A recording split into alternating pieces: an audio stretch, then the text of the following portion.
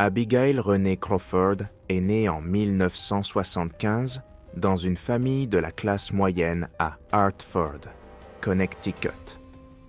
Dès son plus jeune âge, elle fait preuve d'une intelligence vive et d'une volonté de réussite.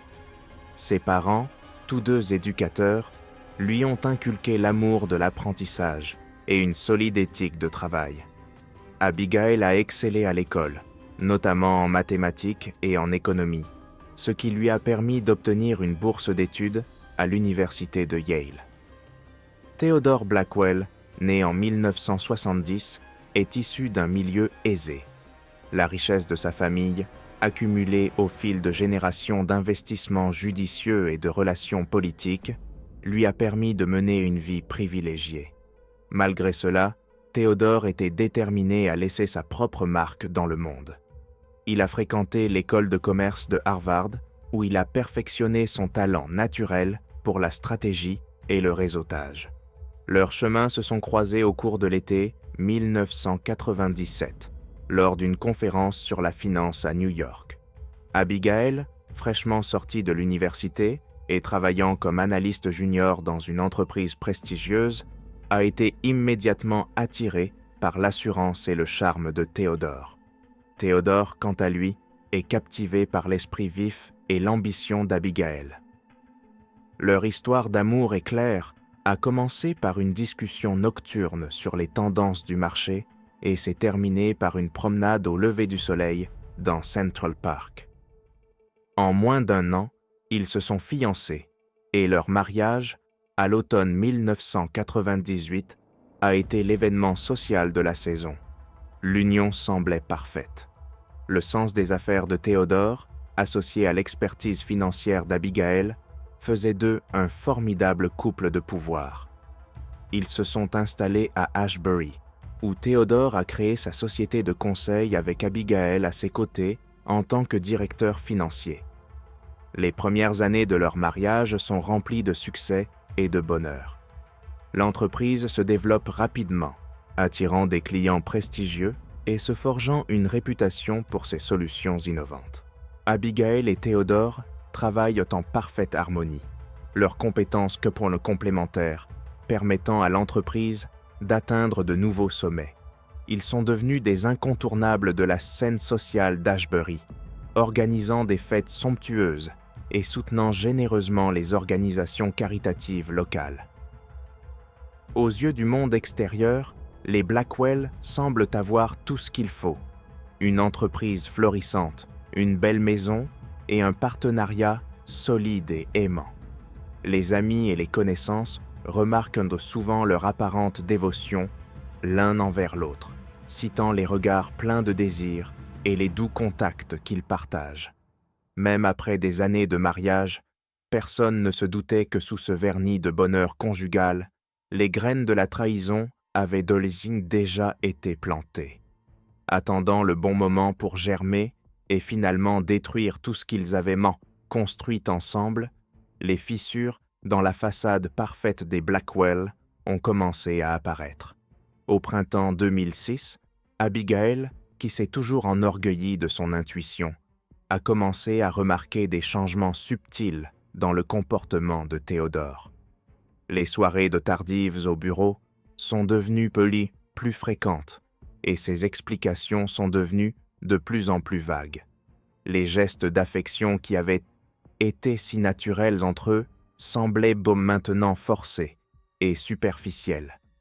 Poussée par un soupçon lancinant, Abigail commence à prêter plus d'attention aux mouvements et aux communications de Theodore. Elle remarque des frais mystérieux sur leur relevé de carte de crédit et surprend des conversations téléphoniques à voix basse qui s'interrompent brusquement lorsqu'elle entre dans la pièce. Malgré son malaise grandissant, Abigail reste calme, ne voulant pas confronter Theodore sans preuve concrète. La confirmation de ses pires craintes est venue un mardi après-midi pluvieux d'avril. Theodore avait laissé son ordinateur portable à la maison alors qu'il se rendait à une réunion. Une notification s'est affichée à l'écran.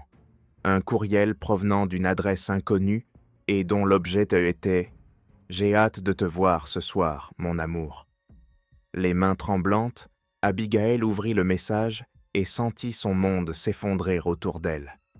Le message provenait de Véronica Delacroix, une marchande d'art française que Théodore avait rencontrée lors d'une conférence d'affaires à Paris l'année précédente.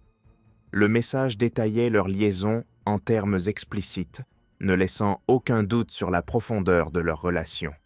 Des photos intimes y sont jointes, qui enfoncent encore un peu plus le couteau dans la plaie d'Abigail. Assise devant la preuve indéniable de l'infidélité de son mari, Abigail est en proie à un maelstrom d'émotions. Le choc fait place à la colère, puis à un sentiment profond et douloureux de trahison. Les larmes coulent sur son visage lorsqu'elle pense aux années qu'elle a consacrées à la construction de leur vie commune, mais que les actions égoïstes de Théodore ont tout gâché. Mais à mesure que la vague initiale d'émotions s'estompait, une résolution froide et calculatrice a commencé à prendre sa place. Abigail a compris qu'elle avait un choix à faire. Elle pouvait affronter Théodore et risquer de tout perdre, ou bien attendre son heure et préparer une vengeance si complète qu'elle le détruirait complètement. À ce moment-là, alors que la pluie s'abattait sur les fenêtres de leur manoir, Abigail Blackwell prit une décision qui allait déclencher une série d'événements qui allaient changer leur vie à jamais.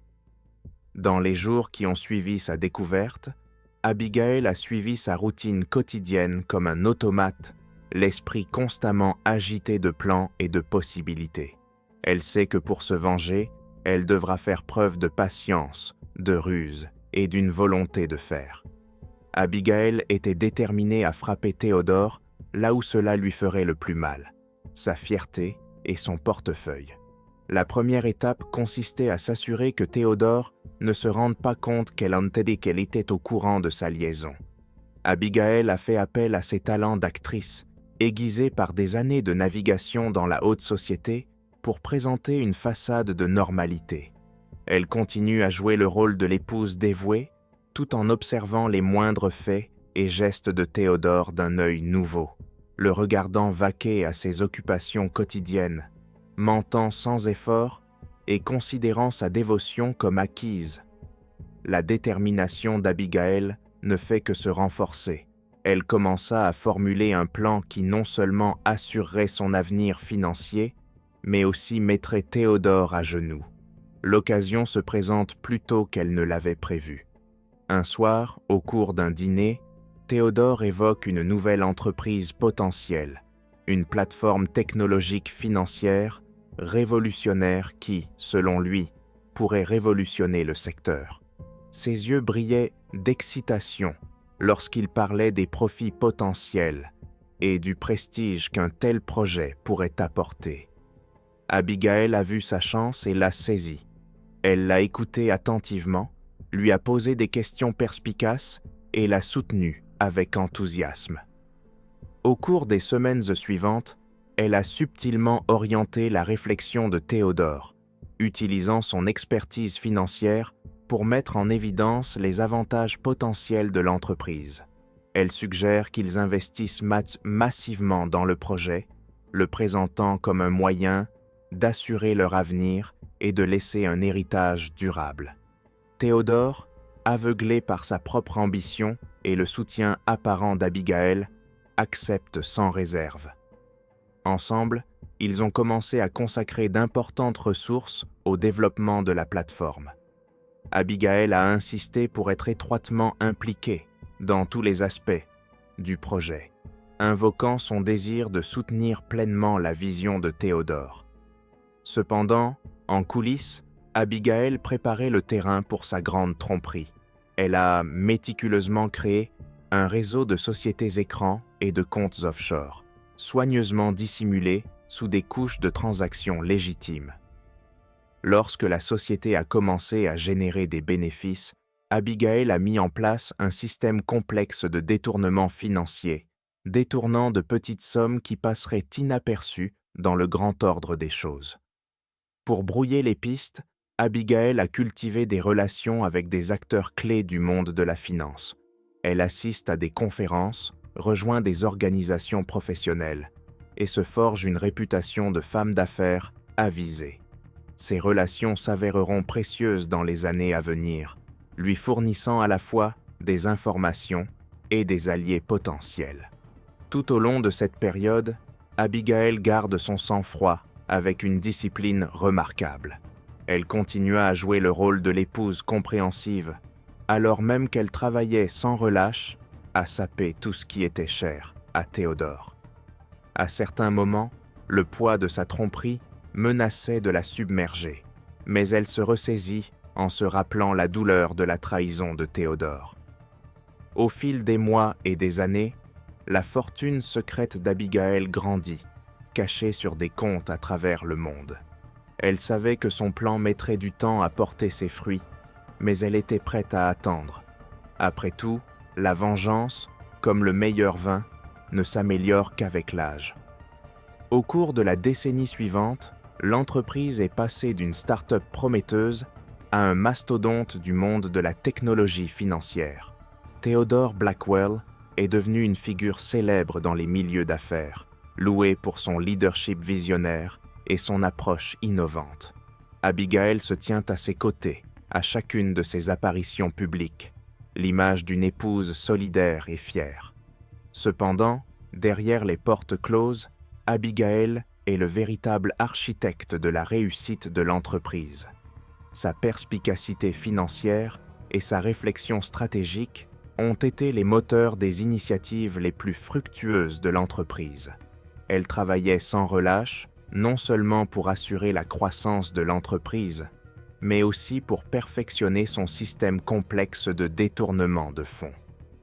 Au fur et à mesure que l'entreprise se développe, Abigail a l'occasion de détourner des fonds. Elle crée un labyrinthe de transactions, chacune soigneusement conçue pour être juste assez petite pour ne pas être détectée. Les bénéfices étaient acheminés par le biais d'une série de sociétés intermédiaires avant d'aboutir sur les comptes secrets d'Abigail. Abigail a profité des lois bancaires internationales et des crypto-monnaies pour brouiller davantage les pistes. Théodore, pris dans le tourbillon du succès et de sa liaison avec Veronica, est resté parfaitement inconscient des machinations d'Abigail. Il se complaît dans l'adoration du public, acceptant des prix et prononçant des discours lors d'événements prestigieux. Son ego grandit proportionnellement au succès de l'entreprise, le rendant encore plus sensible aux manipulations subtiles d'Abigail. Abigail utilise le sentiment exagéré d'importance personnelle de Théodore à son avantage. Elle l'encourage à prendre plus de risques, à s'étendre sur de nouveaux marchés et à faire des acquisitions audacieuses. Chaque nouvelle entreprise lui offrait de nouvelles occasions de détourner des fonds. Elle veillait à ce que la société reste rentable et continue à se développer, sachant que son succès était crucial pour maintenir sa couverture. Au fil des ans, la fortune secrète d'Abigail atteint des proportions stupéfiantes. Elle investit judicieusement, diversifiant son portefeuille, caché pour y inclure des biens immobiliers, des métaux précieux et des œuvres d'art. Elle s'est même créée une identité distincte, Evelyn Sinclair, dotée d'une documentation impeccable qu'elle utilisera pour gérer ses biens et éventuellement s'enfuir. Tout au long de cette période, Abigail a maintenu sa personnalité publique avec un dévouement inébranlable. Elle préside des événements caritatifs, cultive des amitiés avec des personnes influentes et écrit même un livre à succès sur l'émancipation financière des femmes. Sa réputation de brillante femme d'affaires et de philanthrope grandit, lui fournissant un réseau de contacts qui s'avérera inestimable à l'avenir. La tension engendrée par cette double vie pèse sur Abigail.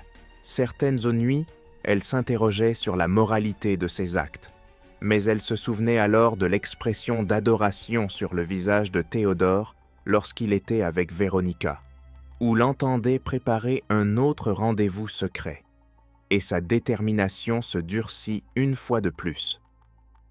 À l'approche du 10e anniversaire de l'entreprise, Abigail sait que le moment d'exécuter la dernière phase de son plan approche.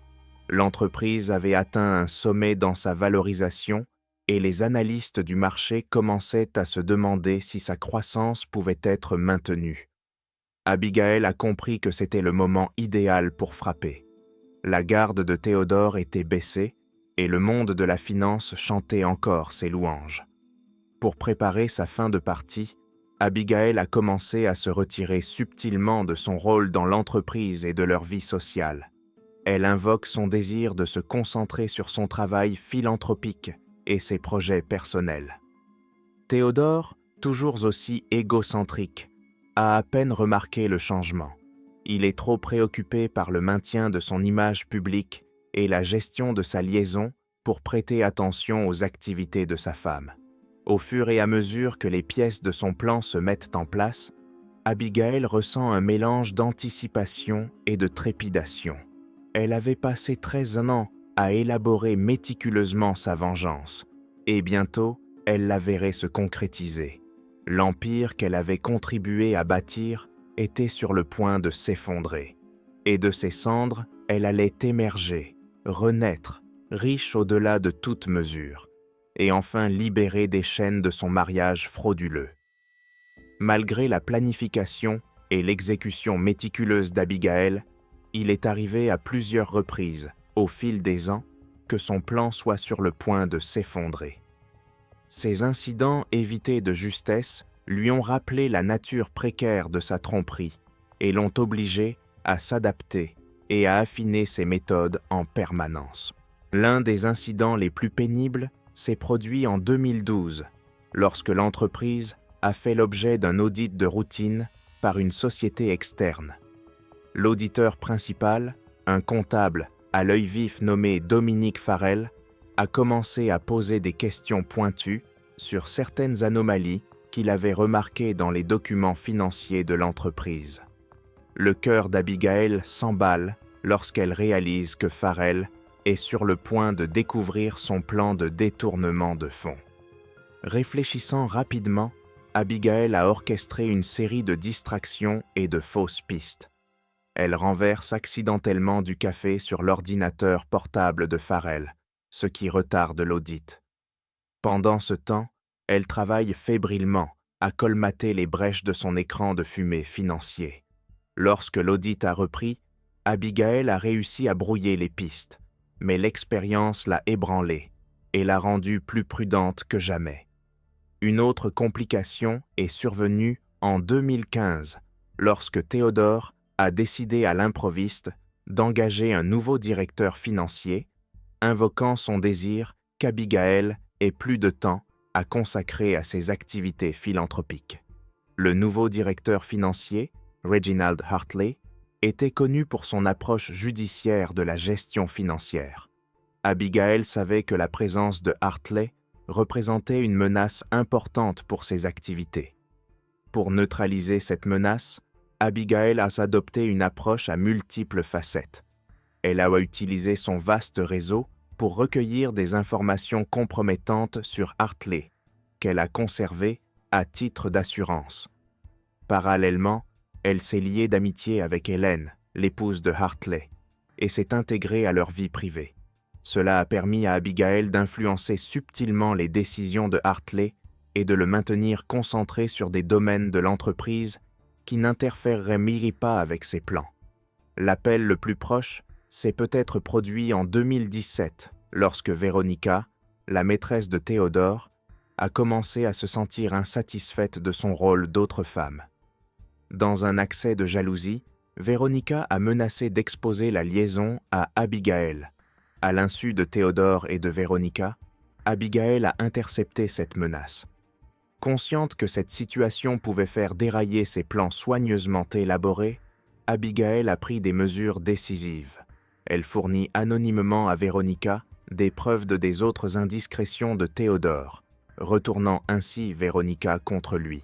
Simultanément, elle a manipulé les événements pour faire croire à Théodore que Veronica était en train de devenir une liability, Le résultat a été une fin désordonnée mais discrète de leur liaison, l'implication d'Abigail restant cachée.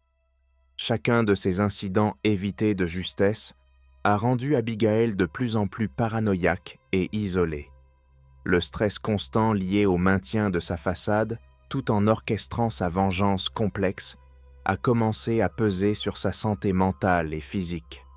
Pourtant, chaque découverte évitée de justesse ne fait que renforcer sa détermination.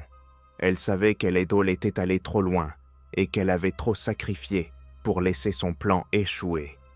À l'aube de 2019, Abigail a senti que le moment était revenu de mettre en œuvre la dernière étape de son plan.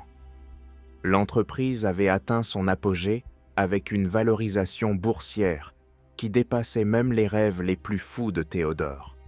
Le monde de la finance est à leurs pieds et l'ego de Théodore n'a jamais été aussi gonflé. C'est le moment idéal pour Abigail de lui couper l'herbe sous le pied. Au cours des derniers mois, Abigail a méthodiquement transféré ses actifs cachés à son alter ego, Evelyn Sinclair. Elle avait acheté une villa isolée dans le sud de la France sous ce nom et avait commencé à y établir une nouvelle vie. Chaque détail était minutieusement planifié, de sa nouvelle garde-robe aux histoires soigneusement élaborées qu'elle utiliserait dans sa nouvelle communauté, en prévision de sa disparition. Abigail a commencé à semer le doute sur les perspectives d'avenir de l'entreprise parmi les principaux investisseurs et analystes du secteur. Elle a utilisé son réseau de contacts pour répandre des rumeurs subtiles sur les problèmes réglementaires potentiels et la saturation du marché. Son objectif était de créer un climat d'incertitude qui exacerberait le chaos qui suivrait son acte de disparition. Abigail a également pris des mesures pour s'assurer que les autorités seraient entraînées sur de fausses pistes lors de leur inévitable enquête. Elle a soigneusement élaboré une série de preuves, suggérant qu'elle avait détourné de l'argent à une échelle beaucoup plus réduite que ce n'était le cas, en réalité. Cette fausse piste servira à détourner l'attention des enquêteurs de l'ampleur réelle de son stratagème et à brouiller les pistes de l'enquête financière qui s'ensuivra. Sur le plan familial, Abigail commence à s'éloigner émotionnellement de Théodore, invoquant le stress et le besoin d'un espace personnel. Elle parle de vacances en solitaire pour se retrouver, préparant ainsi le terrain pour sa disparition. Théodore, toujours aussi absorbé par lui-même, a à peine perçu ces changements dans le comportement de sa femme. Ce soir, avant son départ programmé, Abigail s'est accordé un moment de réflexion. Elle se tient dans son placard, entourée des objets de la vie qu'elle s'apprête à laisser derrière elle. Des robes de créateurs, des bijoux coûteux et des photos d'un couple souriant qui n'existe plus. Pendant un bref instant, elle a ressenti une pointe de doute. Était-elle vraiment prête à gâcher 13 ans de sa vie? Puis elle se souvient de la douleur de la trahison de Théodore, des années passées à vivre dans le mensonge et de l'avenir qui l'attend. Avec une détermination renouvelée, elle finit d'emballer une petite valise discrète avec le strict nécessaire pour sa nouvelle vie. Tout le reste, les vêtements, les bijoux, les souvenirs, seraient laissés derrière elle, un dernier acte pour se débarrasser de son ancienne identité. Alors qu'elle s'allongeait dans son lit pour la dernière fois, à côté de son mari endormi et inconscient, Abigail s'autorisa un petit sourire satisfait. Demain, Abigail Blackwell cesserait d'exister et son chef-d'œuvre de vengeance serait achevé. Le matin du 15 septembre 2019, Théodore Blackwell se réveilla et trouva l'autre côté du lit vide. En soi, cela n'avait rien d'inhabituel. Abigail était souvent une lève-tôt. Ce qui était inhabituel, c'était le silence qui régnait dans la maison.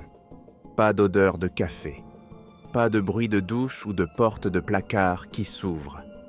Théodore appela Abigail, sa voix résonnant dans les pièces vides. Au fur et à mesure que les minutes passaient et que ses appels restaient sans réponse, un sentiment de malaise commença à l'envahir. Il vérifia son armoire et constata avec une inquiétude croissante que certains de ses vêtements avaient disparu. Sa valise préférée a disparu du grenier. Dans la cuisine, il a trouvé un mot posé contre la cafetière. « J'ai besoin d'un peu de temps pour moi. » Au début, Théodore a pensé qu'Abigail avait simplement donné suite à son projet de vacances en solitaire. Mais au fur et à mesure que les heures passaient et que ses appels sur son portable tombaient directement sur la boîte vocale, il s'inquiétait de plus en plus. Le soir venu, n'ayant toujours pas de nouvelles d'Abigail, Théodore finit par appeler la police pour signaler sa disparition. La nouvelle de la disparition d'Abigail Blackwell se répand à Ashbury comme une traînée de poudre. Des équipes de recherche sont organisées. Des prospectus sont distribués. Mais en coulisses, l'enquête prend une tournure inattendue. En fouillant dans les dossiers financiers des Blackwell, les détectives ont commencé à découvrir des anomalies, d'abord minimes, puis de plus en plus nombreuses, au fur et à mesure qu'ils avançaient dans leurs recherches. Il est si vite devenu évident qu'il ne s'agissait pas d'une affaire de personnes disparues, ordinaire. Alors que les jours se transformaient en semaines, sans aucun signe d'Abigail, l'enquête a changé d'orientation. Ce qui avait commencé par la recherche d'une femme disparue s'est rapidement transformé en une enquête complexe sur des délits financiers. Au centre de tout cela, Theodore Blackwell se retrouve confronté à un flot de questions auxquelles il ne peut répondre et à des accusations qu'il ne peut réfuter. Alors que l'enquête sur la disparition d'Abigail s'intensifie, le monde de Theodore commence à s'écrouler autour de lui.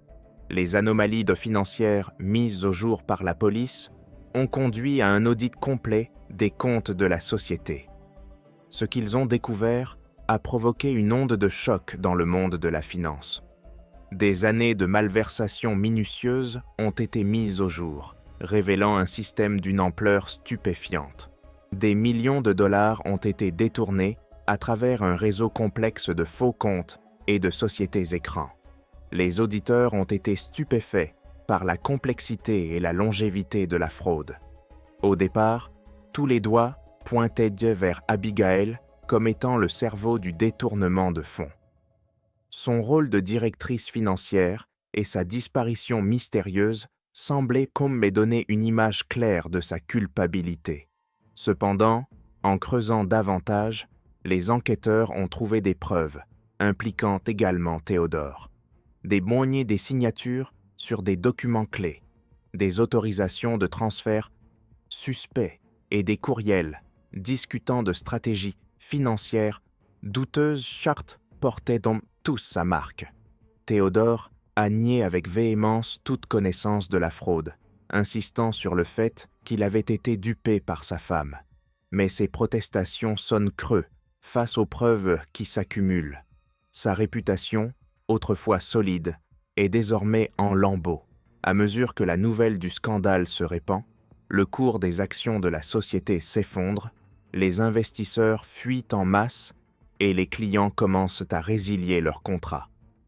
L'empire que Théodore avait mis des années à construire s'est effondré presque du jour au lendemain. Le stress de la situation a eu de graves répercussions sur la santé de Théodore. Il commence à souffrir de crises d'angoisse et d'insomnie. Son apparence, autrefois soignée et confiante, devient hagarde et négligée. Ses amis et associés prennent leur distance, le laissant de plus en plus isolé. Dans une tentative désespérée de sauver sa réputation, Théodore a engagé un avocat de renom et a prévu une conférence de presse pour donner sa version de l'histoire. Mais le matin de la conférence, la tragédie frappe. Théodore est retrouvé inconscient dans son bureau, victime d'une crise cardiaque massive. Malgré les efforts des ambulanciers, Theodore Blackwell est déclaré mort à l'hôpital général d'Ashbury. La cause officielle du décès est un infarctus aigu du myocarde provoqué par un stress extrême. La nouvelle de la mort de Théodore ajoute une nouvelle couche de sensationnalisme à une histoire déjà entachée de scandales. Les spéculations vont bon train. Le stress de l'enquête l'avait-il finalement brisé? S'agissait-il d'un sentiment de culpabilité lié à son rôle dans la fraude? Ou s'agissait-il de l'acte ultime d'un homme qui avait tout perdu? Lorsque la poussière est retombée, l'ampleur de la tromperie de Blackwells a été révélée au grand jour. La société a été déclarée en faillite, laissant des centaines d'employés sans emploi et d'innombrables investisseurs sur le carreau. Le secteur des technologies top financières, autrefois considéré comme l'avenir de la finance, a fait l'objet d'une surveillance et d'une réglementation accrue. Et pendant tout ce temps, une question est restée sans réponse. Où était Abigail Blackwell? Certains ont dépeint Abigail comme un cerveau criminel, orchestrant l'une des fraudes les plus audacieuses de l'histoire financière.